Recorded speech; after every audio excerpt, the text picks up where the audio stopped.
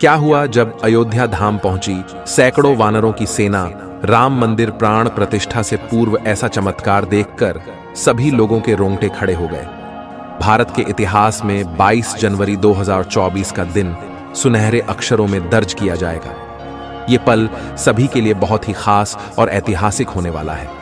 सभी राम भक्त इस ऐतिहासिक पल के साक्षी बनेंगे। बता दें, श्री राम जन्मभूमि अयोध्या में 70 एकड़ भूमि पर बने भव्य राम मंदिर में रामलला की मूर्ति की प्राण प्रतिष्ठा 22 जनवरी 2024 को होनी है। इस तारीख का सभी को बेसब्री से इंतजार है। लगातार भक्तों में मंदिर के उद्घाटन की उत्सुकता बढ़ती जा रही है। साथ ही अयोध्या के अलावा भी पूरे देश के कोने कोने में हर्षोल्लास देखने को मिल रहा है। इस भव्य कार्यक्रम की तैयारियां अंतिम दौर में है। राम मंदिर की प्राण प्रतिष्ठा का कार्यक्रम हफ्ते भर चलेगा। प्रभु श्री राम ने रामेश्वरम से श्रीलंका तक जाने के लिए राम सेतु का निर्माण किया था। तब उस राम सेतु को बनाने के लिए वानर सेना ने महत्वपूर्ण भूमिका निभाई थी। ऐसा भी कह सकते हैं, बिना वानर सेना के राम सेतु बनना असंभव था। साथ ही साथ अन्य कई पशु पक्षियों ने भी राम सेतु बनाने में अपना अनमोल योगदान दिया था, जिसमें कई गिलहरियां, भालू व गिद्ध पक्षी भी शामिल थे। यानी कि सभी की मेहनत का परिणाम हमें एक मजबूत राम सेतु के तौर पर देखने को मिलता है। इसके बाद प्रभु श्री राम ने रावण का वध किया और पुनः अयोध्या लौटे। तब धूमधाम से दीपावली का पर्व मनाया गया। लेकिन दोस्तों, वही दीपावली का पर्व एक बार फिर से होने जा रहा है, क्योंकि 500 वर्षों का कड़ा संघर्ष अब सफल हो चुका है। 22 जनवरी 2024 को राम मंदिर में राम की प्राण प्रतिष्ठा होने वाली है। हम हिंदुओं के लिए यह बहुत दुखद की बात है कि जीते जी हमारे प्रभु राम लल्ला को तंबू में रहना पड़ा। लेकिन कहते हैं न, सच्चाई को कितना भी दबाया जाए, एक दिन वह सामने जरूर आती है। अब जैसे जैसे प्राण प्रतिष्ठा का समय नजदीक आ रहा है, वैसे वैसे कई चमत्कार अयोध्या में देखने को मिल रहे हैं। हाल ही में गिद्धों का बहुत बड़ा झुंड अयोध्या में देखा गया है। ऐसा कह रहे हैं यह गिद्ध कई सालों पहले विलुप्त हो चुके थे, लेकिन अचानक से इन गिद्धों का सामने आना रामायण से जुड़ा बहुत बड़ा चमत्कार बताया जा रहा है। साथ ही साथ अयोध्या के लोग इन्हें जटायु का वंशज बता रहे हैं और उनकी पूजा कर रहे हैं। लेकिन दोस्तों, अयोध्या राम मंदिर के आसपास वानरों को भी बड़ी संख्या में देखा जा रहा है। आज से पहले इतने वानर इस क्षेत्र में कभी नहीं दिखाई दिए, लेकिन जैसे जैसे प्राण प्रतिष्ठा का समय नजदीक आ रहा है, सैकड़ों के झुंड में वानर राम मंदिर पहुंच रहे हैं। हनुमान जी को भी वानर का ही रूप कहा जाता है। साथ ही साथ लंका पर विजय हासिल करने के लिए प्रभु श्री राम का साथ भी वानर सेना ने ही दिया था। यानी कि राम जी का वानरों के साथ सीधा संबंध है। जब उनकी मुलाकात सुग्रीव के साथ हुई, तब उन्हें एक नई दिशा मिली, एक नई सेना मिली, लंका पर विजय पाने का एक हौसला मिला। अगर यह वानर नहीं होते तो लंका पर विजय पाना मुश्किल था। लेकिन दोस्तों, अब जब एक बार पुनः श्री राम अपने धाम लौट रहे हैं, तो उनके साथ कई वानर भी अयोध्या नगरी में आते दिखाई दे रहे हैं। हाल ही में लाल मुंह के वानरों के कई झुंड अयोध्या राम मंदिर के आसपास देखे गए हैं। साथ ही साथ कुछ भालू भी, जिन्हें जामवंत का रूप कहा जा रहा है, वह अचानक से इस क्षेत्र में पाए गए हैं। दिन प्रतिदिन अयोध्या में काफी चमत्कार बढ़ रहे हैं।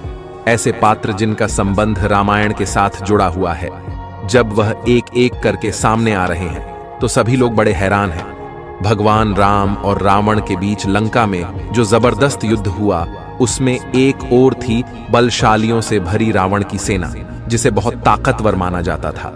दूसरी ओर राम के पास एक ऐसी सेना थी जिसने इससे पहले शायद ऐसा कोई युद्ध नहीं लड़ा था। युद्ध में वो पारंगत भी नहीं थी। ये वानर सैनिकों वाली सेना थी। रावण ने पहले इस सेना की हंसी उड़ाई, फिर राम की वानर सेना से दुश्मन के छक्के छुड़ा दिए। ये युद्ध जीता।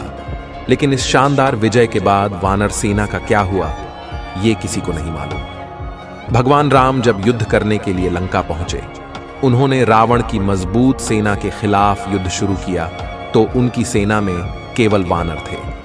इस सेना को राम और लक्ष्मण ने मोटे तौर पर दीक्षित किया। युद्ध में जीत के बाद ये लंबी चौड़ी सेना कहां चली गई? वाल्मीकि रामायण के अनुसार श्री राम रावण युद्ध में वानर सेना की महत्वपूर्ण भूमिका थी। सवाल यह है कि जब श्री राम ने युद्ध जीत लिया, वह इसके बाद अयोध्या आ गए, तो वानर सेना का क्या हुआ?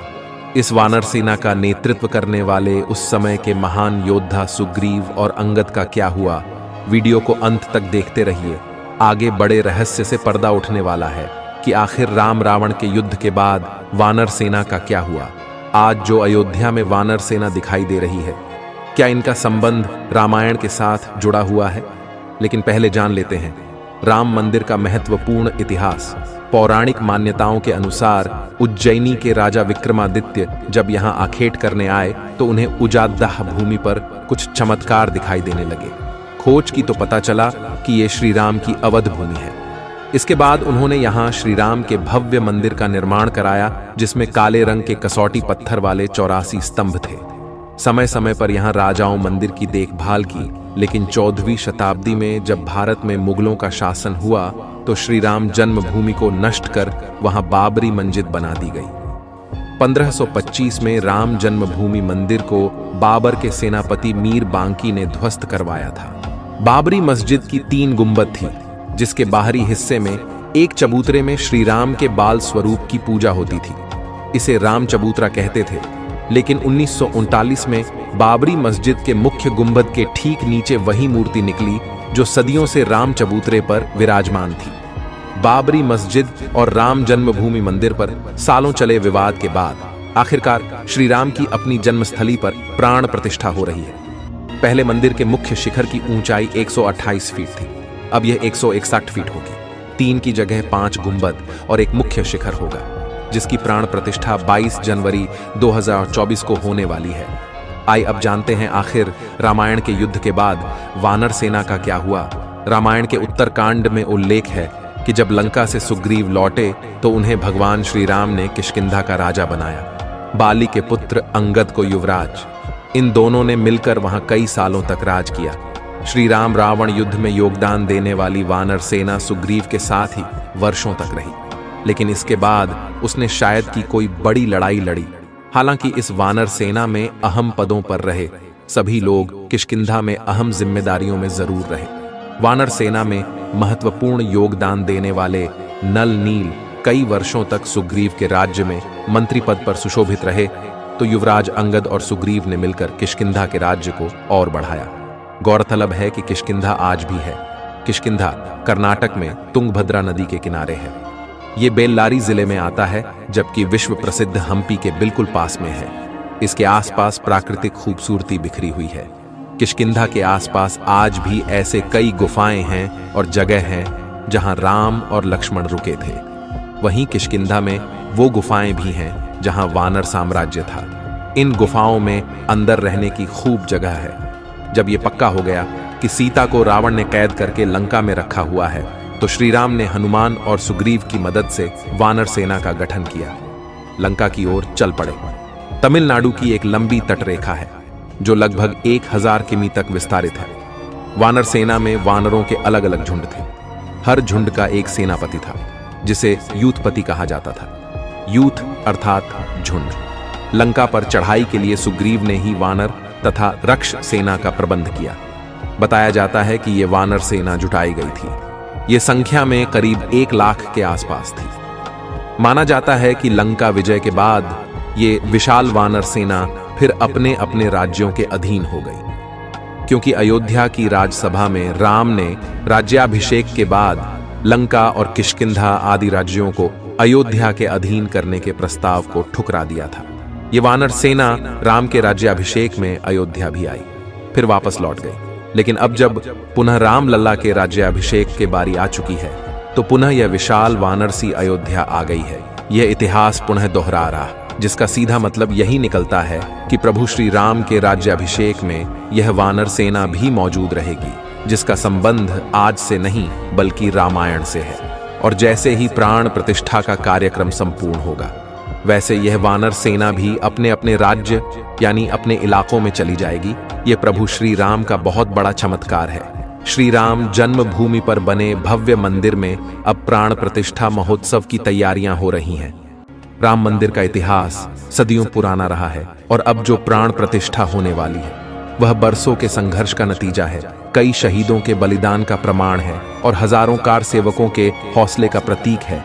अगर आपको भी वीडियो पसंद आई है तो आप लाइक जरूर करें, कमेंट बॉक्स में जय श्री राम लिखें और हमें सपोर्ट दिखाने के लिए इस चैनल को सब्सक्राइब करके बेल आइकन को प्रेस कर लीजिए।